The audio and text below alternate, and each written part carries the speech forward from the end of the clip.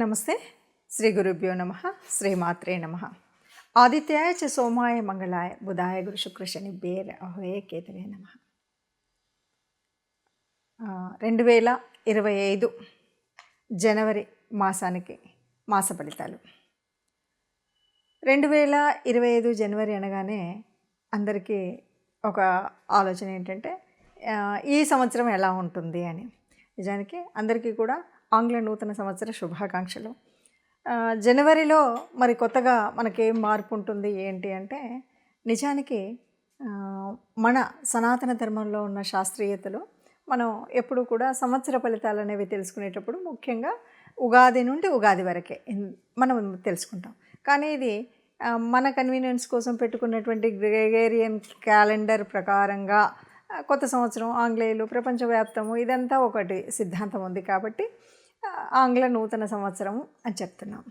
కానీ ప్రతి మాసంలో ఎలాగైతే మన గ్రహాలు గోచార రీత్యా సంచారం జరుగుతూ ఉంటుందో అదే ఉంటుంది. ఇక్కడ కొత్తగా ప్రకృతిలో వచ్చేటువంటి మార్పు కానీ గ్రహాల యొక్క గమనంలో కానీ ఎప్పుడు వాటి స్థితిని బట్టి, అంటే ఒక్కొక్క గ్రహానికి ఒక్కొక్క రాశి మారడానికి కొంత సమయం పడుతుంది. చంద్రుడికైతే 2.5 రోజులకి ఒకసారి, అలాగే మరి ఇంకా మిగతా వాటికి ఒక శనిగ్రహం చూస్తే మనకు తెలుసు 18, అంటే చాలా పెద్ద గ్రహాలకు ఒకలాగా, చిన్న గ్రహాలకు ఒకలాగా, నెల లోపల తిరిగే వాటికి 45 రోజుల్లో తిరిగేవి. రవి లాంటి వాడు కరెక్ట్గా నెల వచ్చేసరికి మారుతూ ఉంటాడు. ఇలాంటివి గ్రహాల యొక్క గమనం ఉంటుంది. మరి ఇలా ఉన్నప్పుడు జనవరి మాసంలో ఎలా ఉంటుంది, ఏ రాశి అంటే గోచార రీత్యా ఏ రాశిలో ఏ గ్రహాలు ఉన్నాయని కనుక మనం ముందు చూసినట్టయితే, ఈ మాసంలో మనకు ముందు నుండి ఉన్నట్టుగానే రాహువు మనకి మీనరాశిలో ఉంటుంది, కేతువు కన్యారాశిలో. ఈ దాదాపుగా చాలా నెమ్మదిగా కదిలేటువంటి గ్రహాలు కాబట్టి ఇప్పుడప్పుడే మారే పరిస్థితి లేదు అన్నట్టుగా మనకు కొంతకాలం నుండి ఉన్నాయి. సరే, గురువు వృషభంలో ఉన్నాడు, సేమ్ వక్రించే ఉన్నాడు. తర్వాత కర్కాటక రాశిలో ఉన్నటువంటి కుజుడు మళ్ళీ వక్రగతిలో ఉన్నాడు. కాకపోతే ఈ నెల 21వ తారీఖు మళ్ళీ వెనక్కి వెళుతూ ఉన్నాడు, అంటే మిథున రాశిలోకి వెళుతూ ఉన్నాడు. తర్వాత ఇక బుధుడు దగ్గరికి వచ్చేసరికి వృచ్చికంలో ఉన్నాడు. 4వ తారీఖు మారి ఆయన ధనుసులోకి వెళ్తాడు. ఆ తర్వాత మళ్ళీ 25వ తారీఖు వచ్చేసరికి మకరంలోకి ప్రవేశిస్తాడు. ఇది మనకు బుధుడి యొక్క గ్రహస్థితి. ఇక రవి ప్రతి మాసానికి ఒకసారి మారుతూ ఉంటాడు. ముఖ్యంగా ఈ మాసంలో రవి యొక్క ప్రత్యేకత చాలా ఎక్కువ. ధనుసు రాశిలో ఉన్నటువంటి రవి మకరంలోకి మారడం వల్లే మనకి కొన్ని మార్పులు, ఉత్తరాయణ కాలం రావడం కానీ మకర సంక్రాంతి రావడం కానీ జరుగుతుంది. అలా రవి మకర రాశిలోకి ప్రవేశిస్తాడు. ఇక శుక్ర శనులు ఇద్దరూ కూడా మనకి కుంభరాశిలో కనిపిస్తారు. మీనరాశిలో రాహు ఉన్నాడు అని చెప్పుకున్నాం. అయితే శుక్రుడు 28వ తారీఖు మనకి మీనరాశిలోకి వెళ్ళడం అనేటువంటిది ఉంటుంది. మరి ఇలాంటి గ్రహస్థితి ఉన్నప్పుడు, అంటే గ్రహాల యొక్క గమనం ఇలా ఉంది, మరి ఇలా ఉన్నప్పుడు ఒక్కొక్క రాశి వారికి ఎలాంటి ఫలితం కనిపిస్తుంది? ఎందుకు అంటే మనకి కొన్ని యోగించే గ్రహాలు ఉంటాయి, కొన్ని యోగించని గ్రహాలు ఉంటాయి. గ్రహాల యొక్క స్థితి, యుతి, దృష్టి వీటన్నింటి మీద మన యొక్క గ్రహస్థితి ఉంటుంది.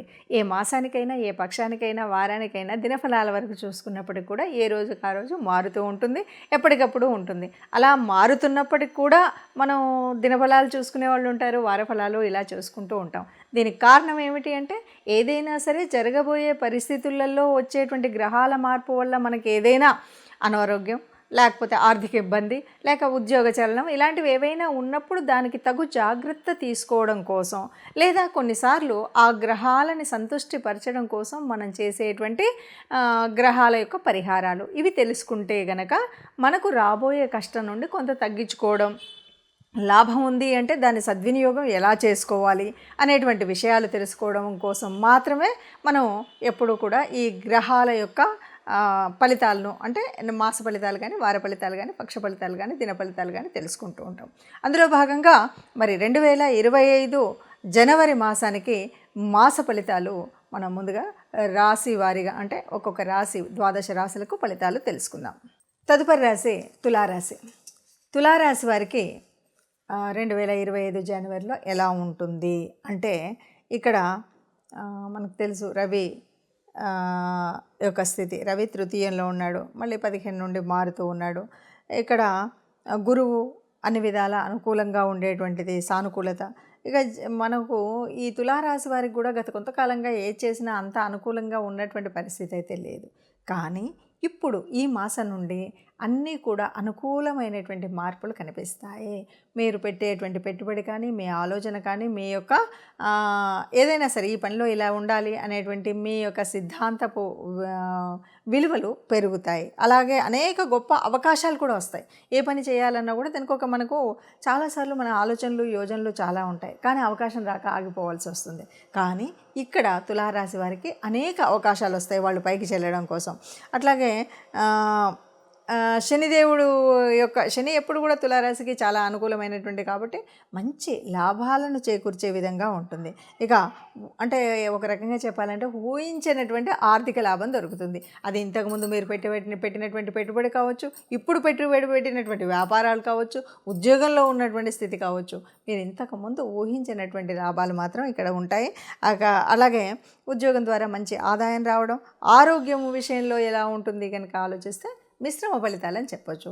అంటే గత కొంతకాలంగా ఉన్నటువంటి అనారోగ్యం కొద్దిగా తగ్గొచ్చు, కానీ అలానే పూర్తిగా ఆరోగ్యంగా ఆనందంగా ఉన్నామని చెప్పడానికి లేదు. అంటే కొంత మిశ్రమ ఫలితాలే ఉంటాయి ఆరోగ్యపరంగా. ఇక ఏం చేస్తే బాగుంటుంది అంటే మనకి తులారాశికి మరి రాశ్యాధిపతి శుక్రుడు, అట్లాగే శుక్రుడి వల్ల కొద్దిగా అది ఉంది కాబట్టి శుక్రవారం రోజు ఏ అమ్మనైనా చాలా వరకు శుక్రవారం అంటే చండీ హోమాలు లేకపోతే ఇలాంటి ఆరాధనలు, చండీ ఆరాధనలు చేస్తూ ఉంటారు కదా, అలాంటిది ఏదైనా మనం చేసినట్టయితే బాగుంటుంది. కుటుంబ పరిస్థితులు చాలా బాగా ఉంటాయి, ఉద్యోగ వ్యాపారాలు బాగుంటాయి. అయితే కొద్దిగా మనకు రెండవ పక్షంలో చూసినట్టయితే కొంచెం ఇంటి నుండి దూరంగా వెళ్ళే పరిస్థితి. ఇంటి నుండి దూరంగా వెళ్ళడం అంటే ఇంట్లో అలిగి వెళ్ళడం అనే కాదు, ఏదో వ్యాపార దృష్టి అయితే వెళ్ళొచ్చు, చదువుకునేవాడు చదువుకునే దృష్టిలో వెళ్ళొచ్చు, ఉద్యోగరీత్యలో ఏదో కొంచెం అప్పుడప్పుడు మనం వేరే చోటుకి వెళ్తూ ఉంటారు కదా, ఇన్స్పెక్షన్ రీత్యాన ఏదో పనుల మీద, అలా వెళ్ళేటువంటి పరిస్థితి. ఏదేమన్నా ఇంటి నుండి కాస్త దూరంగా రెండో పక్షంలో ఉండాల్సినటువంటి పరిస్థితి ఉంటుంది. ఆరోగ్యం మిశ్రమ ఫలితాలు ఉంటాయి, ఆర్థికంగా బాగుంటారు. కేవలం మనకున్నటువంటి గ్రహస్థితిలో గ్రహరాజు అయినటువంటి శుక్రుడిని మాత్రం ఆరాధించడం అనేది మర్చిపోకుండా అమ్మని ఆరాధించడం అనేటువంటిది, లేదు దుర్గామాతని ఆరాధించినప్పటికీ కూడా మంచి ఫలితాలు పొందేటువంటి అవకాశం అయితే ఉంది. ఇప్పటి వరకు మనం చూసినటువంటి అంటే గ్రహాల యొక్క గమనము, వాటి వల్ల మనకు ఉన్నటువంటి యోగించే గ్రహాలు, యోగించని గ్రహాల మూలంగా మనకు వచ్చేటువంటి కష్టాలు, నష్టాలు. ఇప్పటి వరకు కొన్ని రాసులకి అర్ధాష్టమ శనిలో ఉన్నారు, కొన్ని రాసులు ఏళ్ళనాటి శనిలో ఉండి చివరి దశలో ఉన్నారు. ఇలాంటి పరిస్థితుల్లో మనము ఎలా ఏంటి అంటే కనుక ఆలోచించినట్టయితే మరి గ్రహాల యొక్క అనుకూలత ఉండాలి, ఇష్టదేవత యొక్క అనుగ్రహము ఉండాలి. అందుకోసం మనం చేయవలసినటువంటిది ఏమిటి అంటే ముఖ్యంగా ఇక్కడ శని యొక్క వక్రగతి, దీని మూలంగా వచ్చేటువంటి ఫలితాలు ఇవన్నీ మనం చూస్తున్నాం కాబట్టి తప్పకుండా ఈ మాసంలో మాసం పక్షాల్లో అంటే ప్రతి పక్షంలో కూడా ఒకసారైనా కనీసం నవగ్రహ మండపానికి వెళ్ళడం అనేటువంటిది తప్పనిసరిగా చేయాల్సినటువంటిది. మనం రాశి వారీగా చెప్పుకుంటున్నటువంటి మన రాశిలో చెప్పుకున్నటువంటి గ్రహాల అనుకూలత కోసం తప్పనిసరిగా మూల మంత్రాలని చదువుకోవడం ముఖ్యమైనటువంటిది. అంతేకాదు మొదటిగా ఉన్నటువంటి ధనుర్మాస పరిస్థితి, దానివల్ల విష్ణుమూర్తి విష్ణు రూపాల్లో ఏ రూపాన్నైనా మనం ప్రార్థించడము, అలాగే శివాలయానికి వెళ్ళడం, ఈ రెండు తప్పనిసరిగా చేయాలి. ఇవేవి మనకు వీలు కాలేదు, ఎలా చేయాలి, ఏం చేయాలి, మరి నాకు గ్రహస్థితి మార్పు ఉండాలి, ఇదంతా నేను ఆనందంగా ఉండాలి, హాయిగా ఉండాలి, ఆరోగ్యంగా ఉండాలి అని యోచించేవాళ్ళు మనుషులకు కాకపోతే గోశాలకు వెళ్ళడం, గోగ్రాసం ఇవ్వడం, ఇది మన వల్ల కాలేదు, మన ఇంట్లోనే మనం చేస్తున్న చోట మనం ఉన్నటువంటి చోటనే ఉన్నటువంటి కార్మికులకు ఎవరైనా సరే అన్నం ఒకరోజు భోజనం పెట్టించడం కానీ, వారికి కావలసినటువంటి వస్తువుల్ని దానం చేయడం కానీ చేసినట్టయితే మనకున్నటువంటి గ్రహాల అననుకూలత పోయి అనుకూలత వచ్చేటువంటి పరిస్థితి ఉంటుంది. ఎవరైనా సరే అందరం అనుకూలంగా ఉండాలి, గ్రహాల అనుకూలంగా ఉండాలి, దేవతల యొక్క అనుగ్రహం ఉండాలి. దీనికి కూడా దేవతా అనుగ్రహం కోసం ఇష్టదేవతా ప్రార్థన అనేటువంటిది మర్చిపోకుండా చేయాలి. లేదు బయటకు వెళుతున్నాం, ఏ కష్టం రాకుండా ఉండాలి అని అనుకున్నప్పుడు మనం తప్పనిసరిగా ఏదైనా ఒక చిన్న శ్లోకం, రాముడికి సంబంధించినటువంటిది ఏదైనా సరే ఆపదామపహర్తారాం దాతారాం సర్వసంపదాం లోకాభిరామం శ్రీరామం భూయో భూయో నమామ్యహం అంటాం కదా. ఇది చదివితే ఎప్పుడూ కూడా ఎక్కడా కష్టం ఉండదు.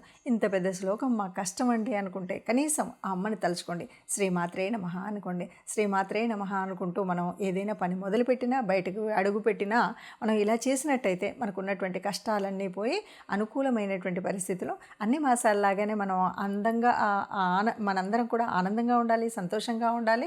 ఆ సంతోషంగా ఉన్న వాళ్ళలో మనం తప్పనిసరిగా ఉండాలి అని కోరుకుందాం. సర్వే జన సుఖినో భవంతు అందాం.